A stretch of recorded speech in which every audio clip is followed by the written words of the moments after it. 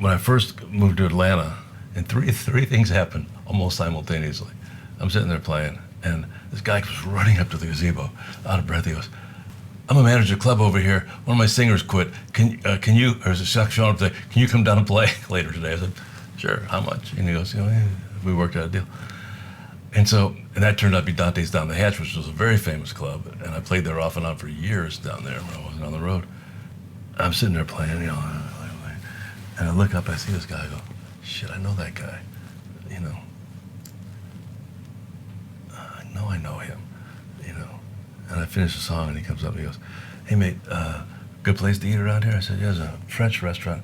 "Oh, shit, that's Charlie Watts." And he goes, "You playing anywhere later?" I said, "Well, I guess I'm playing over here."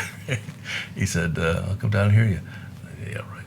He goes, "But I'm going to be down listening to Piano Red later." Because Red was one of their biggest influences. I don't know if you knew that or not, but I didn't know that. If you look at what they wrote about the blues and stuff, it was always Piano Red was always showing up. And so I finished, and I knew he wouldn't come.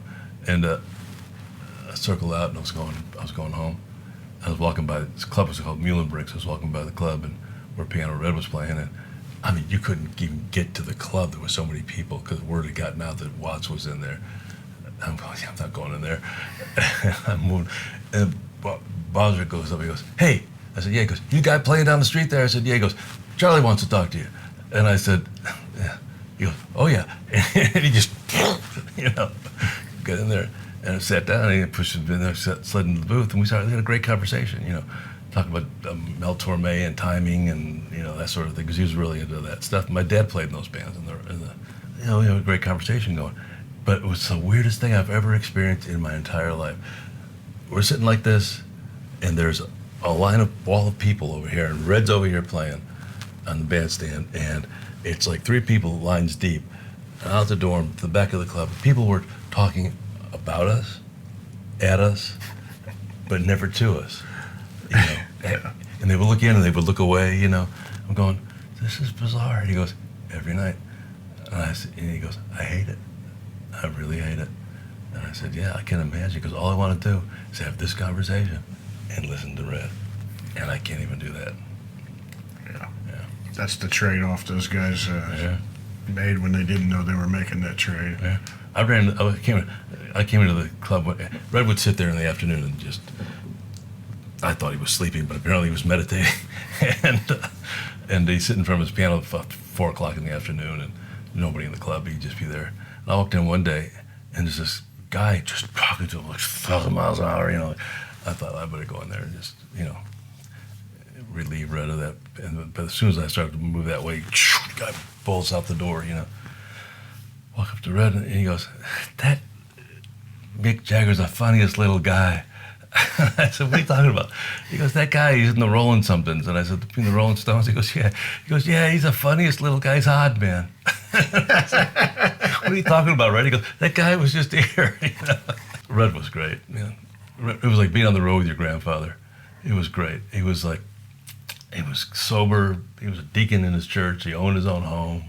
He made music, make all that happen for him, and taught me so much about how to take care of your family when you're out there, how to send money. The first time I'm playing with him, he goes, "Pay me." He goes, "Well, here's your share." And he pulls it back, and I went, "Oh, okay." Let's go to the parking lot. And he goes, "Now I can give this to you, and I will." He said, "But I can also send this home for you." So how are you going to do that? This is before interstate banking and all that. He goes, "I got a banker." And I said, "Really?" He goes, "Yeah." He goes, "You said you take this much because you're going to need this much out here." He said, "But the rest of this is going to go home to your family." And I said, "Okay." And sure enough, when I got home, there's a bunch of money waiting for me. If he had done that, I'd, how much are those boots? Yeah. I'll take 2 pair. Yeah. Or you might have got robbed in the alley behind the club or something. But Red was sending it home. He was that way. He's a great guy. And if there was 2 people in the audience or 2,000 people in the audience, same show. He'd jump up and go, "Ladies and gentlemen, everything's going to be all right." He'd jump down on that piano and launch into the Red's Boogie, and the place would just blow up, Yeah. I grew up in Buffalo, and when I was a kid, we were playing guitar, and and I'd listen to the radio, and I'd get Boston at night during the late 50s, early 60s. Tom Rush, and he started playing slide guitar, and I said, man, I don't know what that is, but I like it, And so I started thinking about that, and I had some friends that were playing together, and guys, Phil Dillon, those guys, there was a bunch of guys that were, Phil grew up there. Okay. And, but it was a bunch of guys, we got together and we played, and we started talking, and one of the guys said, there was a guy up in Rochester, old black man that plays that kind of music, and we should drive up there, a bunch of teenagers. We got up there, and he sat on the porch, and, kind of give it the hairy eye, and said, I heard you give guitar lessons. And he just kind of looked, and he said, I'll play you. And he started played us some stuff, and I went, oh my God. So I'll go up there periodically just to watch him play. And this was Son House. Yeah. Oh my God. And his wife was a nurse, and he was up there playing. Before you went up there, did you? No, you never heard of Son House? No. But they opened everything else up. Then I started looking at other stuff. Lead belly, and then Muddy Waters and all that stuff. But slide always caught my attention. I loved it, and I still do. Did he ever play gigs at that point? Well, yeah, they were still dragging him out folk festival here and there, but he was old at that point, and I had no idea who he was or his history and how far he went back. Only when I started playing with Piano Red, and I played with Red, we were on the road together for a long time, and he taught me a lot of that stuff.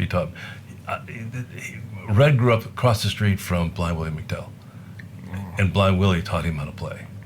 Showed him the blues, showed him all that sort of stuff, and then Red, passed that stuff on to me, which I'm really thankful for. When you guys, how many times did you guys go there and ask him for a lesson? 4 or 5 times. Yeah, he was gruff, but he was nice. He would show us stuff. I think he knew we were serious when we kept coming back. Oh, he's living great. His wife was a nurse. They lived in a nice house. Yeah. He wasn't hurting. I'm sure he was still drinking and all that, but. I think it's amazing how sometimes these giants walk among us and we don't even know it. You're absolutely right. What's the beauty of living in Nashville? You don't know who's here. Yeah. And you don't know who you're talking to half the time. That's true. That's true. Yeah. We had, somewhere on the internet, there's a story of a couple friends who found out at the end of Son House's life that he was living in Detroit. And they wanted to go meet Son House. Right. And they somehow arranged a meeting where they would go over to the apartment building he was living in or whatever. And it rings true to me because it sounds like some stupidity that me and my buddy Todd Fox would be involved in or whatever. And it doesn't end real well because it wasn't the happiest scene when they arrived. It was like probably the last year of his life or whatever.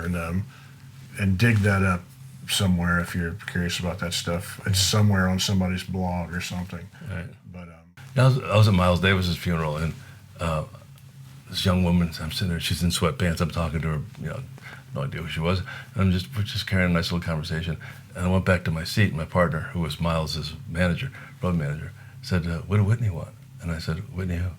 And she goes, Whitney Houston. I said, how the hell would I know? And he goes, you've been talking to her 30 minutes.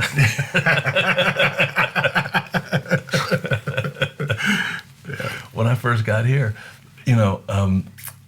I was stationed in an air base out in Smyrna. I was stationed in the air base out there. But I made enough money, and then I went overseas. But then I made enough money to buy a guitar. So I went to Showbud, which was a great shop. And I'm in there looking at guitars. I found a nice little Guild D40. And it sounded like great, And I'm sitting there playing it. And this little guy walks up to me and starts talking. And he's going, and he's going, and he starts painting this picture. Oh, Nashville's there's gonna be movies made here, there's television, and he's gonna, all this downtown is gonna be just this. And he paints this fantastic picture of what it's gonna look like, And he leaves, and I walk up to the counter, get my guitar, and he goes, what did Roy want? I said, Roy who? He goes, Roy Acuff. I said, how the hell would I know? He goes, you've been talking to him over there. Wow. And he had painted this entire picture of what this was gonna look like, He had the vision, Yeah. Yeah. I think he bought most of downtown at one point. Oh, yeah. Probably right around when he had his vision. Yeah, him and a bunch of guys from It's a pretty good investment. Yeah, well, he was really smart. Apparently, and he had a vision. I mean, this huge vision of how he